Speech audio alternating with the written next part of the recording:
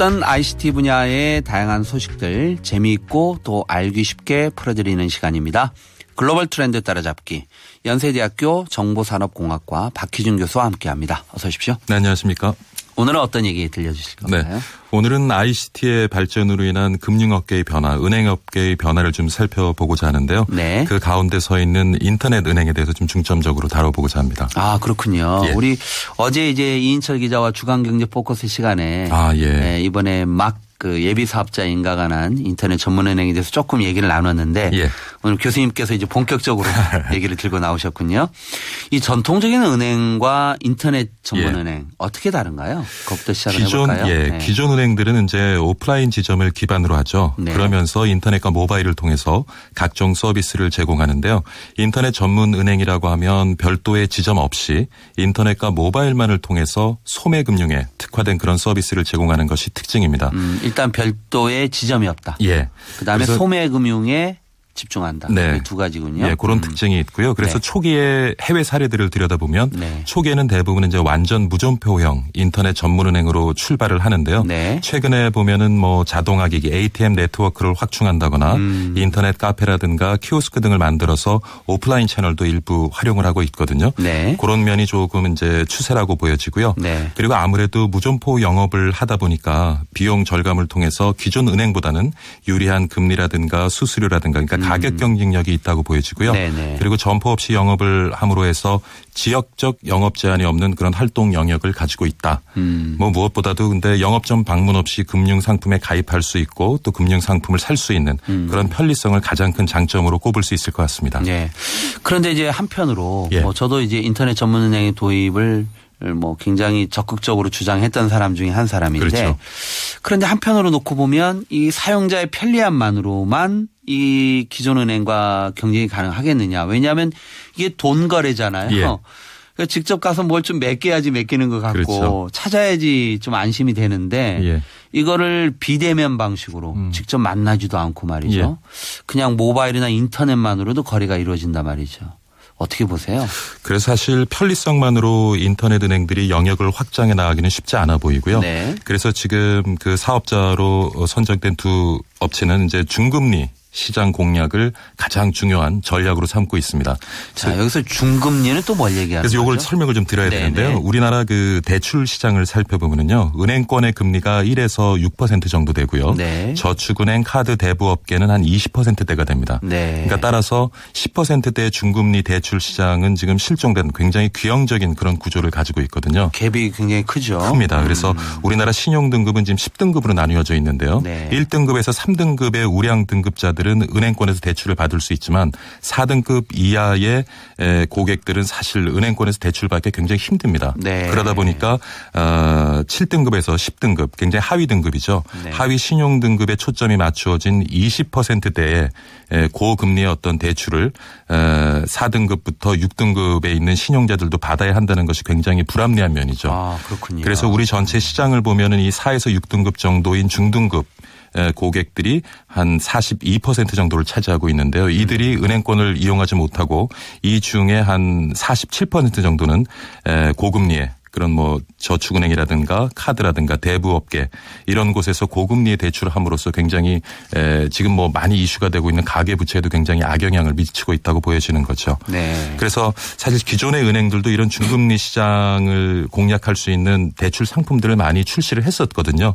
국내 뭐 SC은행이라든가 그런데 번번이 사실은 실패를 하고 맙니다. 이유가 뭐냐 하면 그런 4등급 이하의 신용 등급자들은 신용에 대한 정보를 제대로 가지고 있지 못한 경우가 굉장히 많아요. 그러다 보니까 그들의 신용을 평가할 수 있는 그들의 신용을 제대로 평가할 수 있는 사실 시스템이 지금 작동하지 못하고 있다는 것이거든요. 그래 그들만을 좀 자세히 들여다볼 수 있는 신용평가 시스템 자체가 부재하다. 없습니다. 그래서 이제 요번에 인가를 받은 두 인터넷 전문은행들은 이러한 그 중금리 시장을 공략을 하는데 그러면 결국 신용평가 시스템이 문제가 될 텐데요.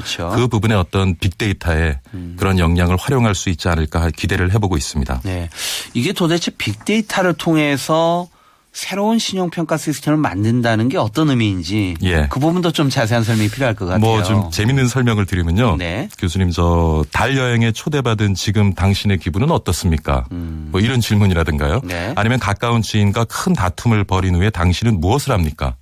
이런 질문들이 어떻게 보면 그 신용 등급과는 아무런 상관관계가 없는 굉장히 그냥 재미있는 네. 그런 질문이라고 우리가 생각하기가 쉬운데 네. 이 질문은 영국의 벤처기업 비주얼 DNA가 금융 위험도를 평가하기 위해서 만든 문항입니다. 이게 도저히 상상이 안 그렇죠. 가거든요. 그래서 뭐 심리학자, 데이터 분석 전문가, 금융 마케팅 전문가 등 한 150여 명이 질문 제작에 참여했는데요. 그러니까 우리가 사용하고 있는 소셜 네트워크에서 주고받는 그 대화를 기반으로 해서 어떠한 상황에서 어떠한 행동을 보이는가, 그러니까 행동 양식을 두고 그 사람의 이제 신용을 이제 평가하게 되는데, 네. 근데 아직도 잘 믿어지지가 않으시겠지만 뭐 장난 같은 질문으로 구성된 40개 문항이거든요. 네. 근데 글로벌 신용카드사인 마스터카드가 작년에 이 데이터를 이 질문들을 기반으로 해서 대출 승인 과정에 적용을 해봤어요. 네. 그러니까 이제 미상한 비율이 23%나 떨어집니다. 23%나요. 예. 그러니까 그 이전에 어떤 굉장히 볼 수 없었던 성과를 거두었는데요. 그래서 지금 그 영국의 벤처기업 비주얼 DNA 같은 경우에는 이 분야에 굉장히 이제 경쟁력을 가지게 됐고요. 네. 또 재밌는 것은 이제 홍콩에 본사를 둔 대출업체인데요. 랜도라는 대출업체인데 페이스북과 같은 그 SNS로 고객의 신용도를 평가합니다. 그래서 네. 먼저 대출 희망자의 동의를 받은 뒤에 그 대출 희망자가 가지고 있는 페이스북 계정 등에서 뭐 친구 목록, 연애, 결혼 상태, 생년월일, 경력, 주변의 어떤 평판 이런 것들을 종합적으로 평가해서요. 네. 그 기업이 가지고 있는 어떤 로직에 의해서 2시간 안에 그 대출 신청자의 신용 등급을 0점부터 1000점까지 네. 이제 평가를 하게 되고요. 그 평가 결과에 따라서 돈을 빌려주게 되는데 여기도 미상환율이 굉장히 낮다고 해요. 네. 그래서 앞으로는 우리가 이제 페이스북 사용하면서 어떤 친구를 두고 있고 그 친구로부터 우리가 어떤 평가를 받는지가 우리 신용 등급에 굉장히 중요한 영향을 미칠 것 같습니다.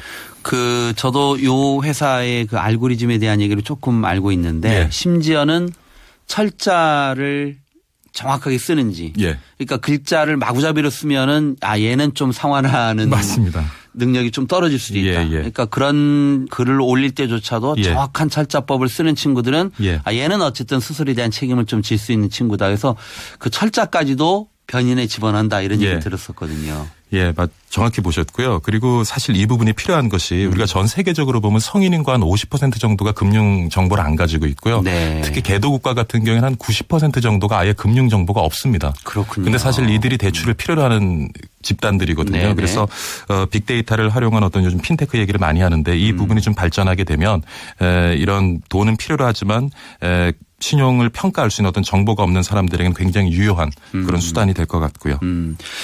그런가 하면 또 이게 비대면이기 때문에 보안도 상당히 중요한 이슈가 되지 않을까 생각이 드는데요. 네, 굉장히 중요하죠. 그래서 최근에 이제 국내 뭐 생체 인식 업체들이 굉장히 주가가 폭등을 하는 등 뭐 주목을 받고 있는데요. 네. 스웨덴 벤처기업 그 BA 비오색이라는 그런 회사를 한번 소개시켜 드리면요. 네. 이용자의 행동 패턴을 분석해서 이제 결제 인증 서비스를 제공하는데 이게 좀 특이한 것이 우리가 스마트폰에 비밀번호를 누르거나 어떤 그 특정 패턴을 도형을 그리지 않습니까? 그렇죠. 근데 비밀번호를 제대로 누르고 특정 패턴을 제대로 그렸다고 해도 그 사용자가 일반적으로 사용하는 그러니까 스마트폰을 사용하는 강도가 차이가 나면 인증을 안 해주는 이런 시스템까지 지금 등장하고 있거든요. 굉장히 그러면 센시티브한 거네요. 네. 같은 사람이 해도 평상시 하던 대로 하지 않을 경우에는 그렇죠. 그렇죠. 누군가 패턴을 훔쳐볼 수도 있으니까. 누군가 패턴 훔쳐보고 그 패턴을 갖다가 스마트폰에 그렸다고 해도 진짜 사용자가 사용하던 그 강도로 그 패턴을 그리지 않았다면 인증을 해주지 않는 뭐 그런 방식까지 최근에 발전해 가고 있습니다. 그런데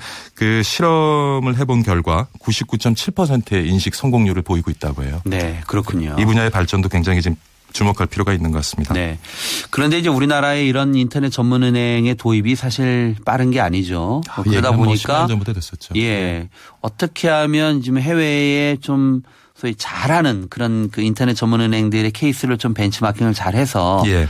빨리 좀 따라잡아야 되지 않을까 이런 좀 조급함도 있는데 그렇죠. 해외에 좀 우수한 사례들을 몇 가지만 좀 소개를 해 주시죠. 미국 경우 같은 경우에는요. 네. 1995년에 세계 최초 인터넷 전문 은행이 이제 설립이 되는데요.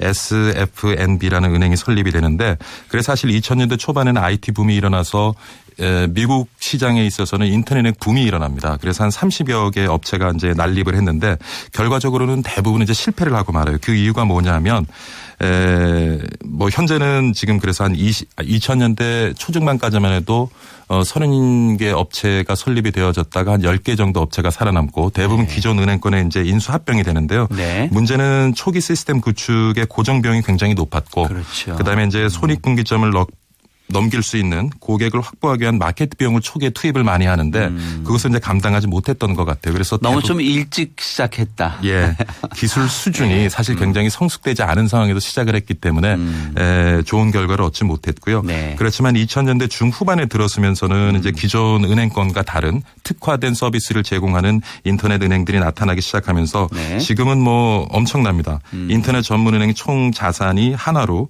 458조 정도에 이르고요. 그래서 일부 은행들은 지금 기존 전문 은행들을 위협하는 그런 수준까지 와 있거든요. 네네. 그래서 뭐 좋은 예를 하나 소개해 드리자면 찰스 슈왑뱅크라는 지금 미국에서 가장 큰 인터넷 은행인데요. 네. 자산 규모가 뭐 1,000억 달러가 넘으니까요. 네. 근데 이 은행을 들여다보면 개인 투자 성향에 굉장히 자동화된 온라인 자산 관리 서비스를 제공하고 있어요. 그렇군요. 예, 그러니까 기존의 은행 뭐 예금을 받고 대출을 하고 하는 그런 업무를 넘어서서 기존 고객들의 어떤 자산 관리를 시스템화해서 실시간으로 해주기 때문에 이 부분이 굉장히 경쟁력을 가지고 있는 것 같고요. 그래서 네. 이런 면을 우리 좀 인터넷 은행도 좀 눈여겨보고 우리가 배워야 되지 않을까 생각해 봅니다. 맞아요. 우리 은행들 보면 뭐 자산 규모, 그것도 뭐 금융자산 규모 한 10억 정도가 넘어야지 소위 PB라는 개인화된 어떤 그 조언을 해줄 수 있는 사람들이 붙어서 하는데 사실은 이 시장이 비어 있다는 얘기를 많이 하잖아요. 맞습니다. 예. 정말 열심히 맞벌이하는 부부들 같은 경우에는 좀 전문적인 금융 조언을 듣고 싶어도 그 시장이 비어 있는데 찰스 슈왑뱅크 같은 경우는 그쪽에 좀 아주 특화된 서비스를 하고 있군요. 예. 일본은 어떤가요? 일본은 사실 우리나라 좀 비슷한 형태예요. 기존 은행권들이 이제 IT 업체하고 결합이 되어져서요. 네. 공동 출자를 해서 이제 인터넷 은행을 설립하고 있는데 그래서 일본의 인터넷 시장 같은 경우도 사실 들여다보면 일반 대중은행들이 하는 업무보다는 조금 특화된 업무들을 많이 이제 하고 있습니다. 네. 그래서 그러니까 결국 뭐 미국 사례를 봐도 그렇고 일본 사례를 봐도 그렇고 인터넷 은행들이 출발을 하면서 기존 은행들이 가지고 있는 서비스를 조금 더 편리하게 제공한다고 해서 그게 경쟁력이 될 것 같지는 않고요. 네. 지금 기존 은행들로부터 불편을 겪는 고객들, 그들 고객의 어떤 욕구를 건드려줄 때 성과를 만들어낼 수 있다고 생각합니다. 자, 이제 뭐 좀 뒤늦긴 했지만 우리 인터넷 뱅크가 이제 본격적으로 이제 인터넷 전문 은행으로 이제 제도화되고 있고요. 예. 앞으로 이 핀테크가 활성화되고 또 그걸 통해서 우리 경제가 좀 성장 동력을 찾았으면 좋겠는데 어떤 노력들이 경주돼야 되는지 마지막 정리 말씀으로 듣겠습니다. 예, 뭐 다시 한번 반복해 드리지만 기존의 금융회사가 잘하는 영역에 일부의 어떤 편리함을 가지고 접근하기보다는 기존 금융권들이 할 수 없는 부분 아까 말씀드린 것처럼 뭐 중금리 대출 시장이라든가 이런 부분에 집중 공략할 필요가 있다고 생각이 되고요. 지금 사실 그 인터넷은행 어떤 산업을 진흥시키기 위해서 이제 은산 분리에 대해서 굉장히 사회에서 논의가 많은데 이것들도 우리가 잘 지혜롭게 좀 규제를 갖다 수정해야 되지 않겠느냐. 잘못하면 뭐 우리가 과거 그 저축은행 사례에서도 우리가 경험이 있습니다만은 자칫 잘못하면 어떤 대주주의 사금고로 전락할 우려도 있기 때문에 산업을 진흥시키되 어떤 그런 부작용을 최대한 막기 위해서 제도도 수정 보완할 필요가 있겠다는 생각을 해봅니다. 네. 핀테크는 결국 이제 새로운 성장 동력임에는 분명한데 분명히 이제 어떻게 보면 이제 규제의 뭐 완화라고 얘기할 수는 없지만 그 핀테크에 맞는 규제를 만들어가는 과정들 뭐 규제 혁신들이 더욱더 좀 가속화해야 될 필요성이 있겠고 그런 과정 속에서도 좀 생길 수 있는 부작용에 대한 또 세심한 배려가 필요하다. 네. 글로벌 트렌드 따라잡기 지금까지 연세대학교 정보산업공학과 박희준 교수와 함께했습니다. 감사합니다. 감사합니다.